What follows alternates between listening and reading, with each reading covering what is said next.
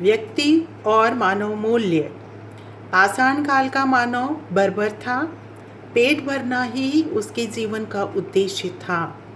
इसके लिए वह घूम घूम कर शिकार करता और पेट भरने पर किसी गुफा में विश्राम कर लेता था। धीरे धीरे मानव के जीवन में कृषि और पशुपालन का प्रारंभ हुआ। इसलिए मानव एक जगह में बसना शुरू किया। इसी बसाहट से गांव का उद्गम हुआ तथा समूह में रह रहे लोगों में छोटे छोटे उद्यम करने की प्रवृत्ति उदित हुई, जिससे जाति का प्रारंभ हुआ। इस तरह मानव असभ्यता से अर्ध सभ्यता तथा अर्ध सभ्यता से सभ्यता की ओर बढ़ता चला गया। दुनिया की प्राचीनतम सभ्यताएं मानव के विकास की गाथाएं गाती प्रतीत होती हैं। वहाँ पर निर्माण दिखलाई पड़ता है, विध्वंस नहीं। शांति दिखलाई पड़ती है, अशांति नहीं। धर्म दिखलाई पड़ता है, अधर्म नहीं। निश्चित ही सभ्यताओं के निर्माण में मानव के कार्यों एवं उपलब्धियों का जबरदस्त योगदान था। इसे ही इतिहास कहते हैं। केवल राजाओं के द्वारा लड़े गए युद्धों को इतिहास नहीं कहते, बल्कि समकालिक लोगों के सांस्कृतिक योगदान को सामूहिक रूप से इतिहास कहा जाता है।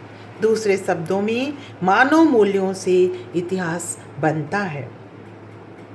प्रश्न उठता है, मानव मूल्य क्या हैं? इसका उत्तर अगर भारतीय परिप्रेक्ष्य में ढूंढें तो हमारी सांस्कृतिक विरासत का ही नाम मानव मूल्य है। जिन कारणों से भारत की संस्कृति देव संस्कृति कही जाती है और भारत जगत गुरु की संज्ञा से विभूषित होता है, वह सब मानव मूल्यों का ही नतीजा है। भारत की संस्कृति सनातन है। हमारे पूर्वजों ने सभ्यताओं के प्रारंभ से ही माता पिता का सम्मान और उनकी पूजा का महात्म्य प्रतिपादित किया था। अगर हम भारत की प्राचीनतम सभ्यता सैंधव सभ्यता में मानव मूल्यों को ढूंढें तो मातृशक्ति एवं पितृशक्ति अर्थात शिव एवं शक्ति की आराधना के प्रमाण बराबर दृष्टिगत होते हैं। इसी प्रकार वैदिक सभ्यता में भी गृहपति एवं गृहपत्नी का सम्मान एवं आदर माता पिता रूपी देवताओं की आराधना करना सिखलाता है। चूँकि सृष्टि का चक्र माता पिता और उसकी संतति के सतत प्रवाह में समाहित है, अतएव प्रथम देवता के रूप में माता पिता ही दिखलाई पड़ते हैं। दुनिया में ईश्वर का प्रत्यक्ष दर्शन दुर्लभ है, किंतु माता पिता के रूप में ईश्वर का दर्शन सर्वसुलभ है। हमारे ऋषि मुनियों ने भारतीय समाज को मानव मूल्यों की सौगात दी है, जिससे समाज में रह रहे लोगों को एकता, अखंडता, नैतिकता, शुचिता, आध्यात्मिकता, धैर्य एवं साहस के साथ जीवन जीने का पाठ पढ़ने को मिल सके। हमारे दार्शनिकों ने भारतीय समाज की संरचना में मूलाधार के रूप में आश्रम व्यवस्था की सोच निर्मित की थी, जिससे मानव का 100 वर्षीय जीवन ब्रह्मचर्य आश्रम, गृहस्थ आश्रम, वानप्रस्थ आश्रम एवं संन्यास आश्रम में विभाजित होकर सम्यक कार्य कर सके। 8 वर्ष की आयु से 25 वर्ष की आयु तक बालक एवं बालिका गुरुकुल में शिक्षार्जन कर अपने आप को शिक्षित एवं ज्ञानवान बनाते थे, ताकि आगे के आश्रम में जाकर समुचित कार्य कर सकें। द्वितीय आश्रम गृहस्थाश्रम विवाह संस्कार को संपन्न करने के बाद आरंभ होता था, जिसकी अवधि 25 से 50 वर्ष की होती थी। तब गृहस्थ स्त्री पुरुष पारिवारिक दायित्वों के साथ साथ सामाजिक दायित्व का भी निर्वहन करते थे। दान, यज्ञ, तप, शौच एवं स्वाध्याय जैसे पंचकर्म करना गृहस्थ का पुनीत कर्तव्य था। तृतीय आश्रम वानप्रस्थ आश्रम कहा जाता है, जहाँ 50 से 75 वर्ष के स्त्री पुरुष लोक कल्याण की बात सोचते और उस पर अमल करते थे। अंतिम आश्रम संन्यास का था, जो 75 वर्ष की आयु से आरंभ होकर जीवन पर्यंत तक का होता था।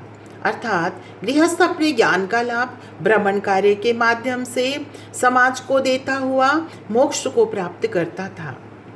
मानव के जीवन में पुरुषार्थ का अपना महत्व था। अर्थ, धर्म, काम और मोक्ष ये 4 पुरुषार्थ कहे जाते थे। अर्थात सम्यक तरीके से कमाया गया धन अर्थ था। सम्यक कर्तव्य करना ही मानव का धर्म था। वासनाओं से दूर रहना और काम के अंतर्गत आता था। और संपूर्ण जीवन में किया गया उत्तम कार्य ही संतोष धन देने वाला था, जिसे मोक्ष की प्राप्ति कहा जाता था, जो जीते जी प्राप्त किया जा सकता था।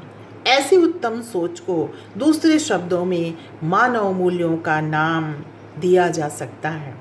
मानव मूल्यों की शिक्षा हमारे प्रसिद्ध महाकाव्यों रामायण एवं महाभारत से भी मिलती है। मर्यादा पुरुषोत्तम श्री राम अन्य पात्रों का प्रेरक चरित्र हमें भी अपने कर्तव्य पथ पर साहस एवं धैर्य के साथ चलते रहने की सीख देता है।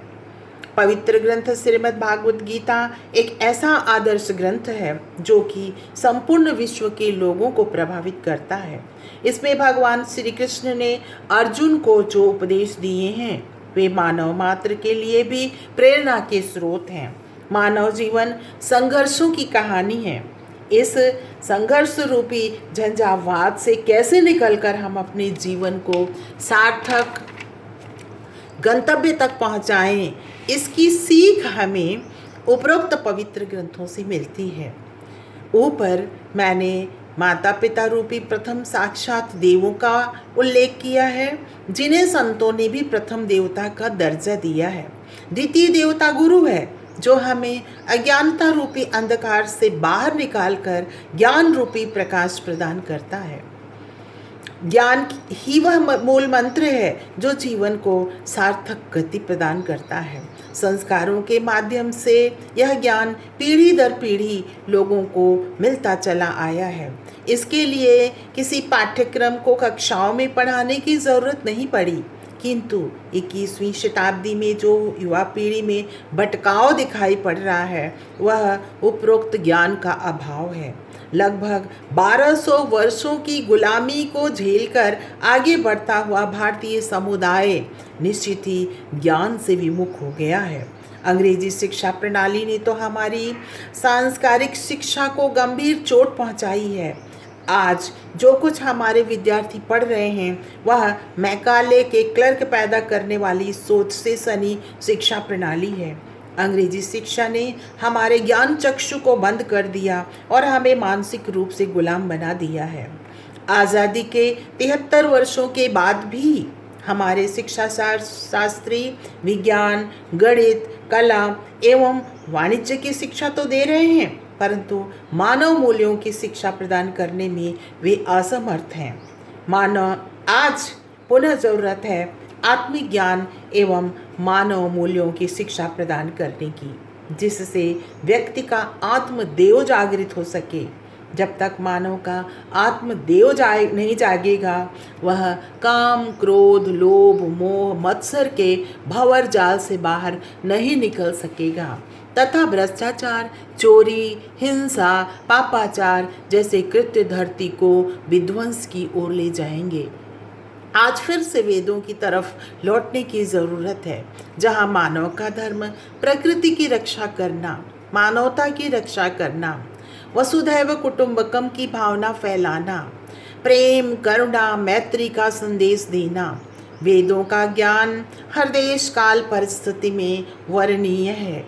यही पूर्व का पश्चिम को संदेश था जो कि स्वामी विवेकानंद ने शिकागो की धर्म सभा में देकर विश्व का दिल जीत लिया था।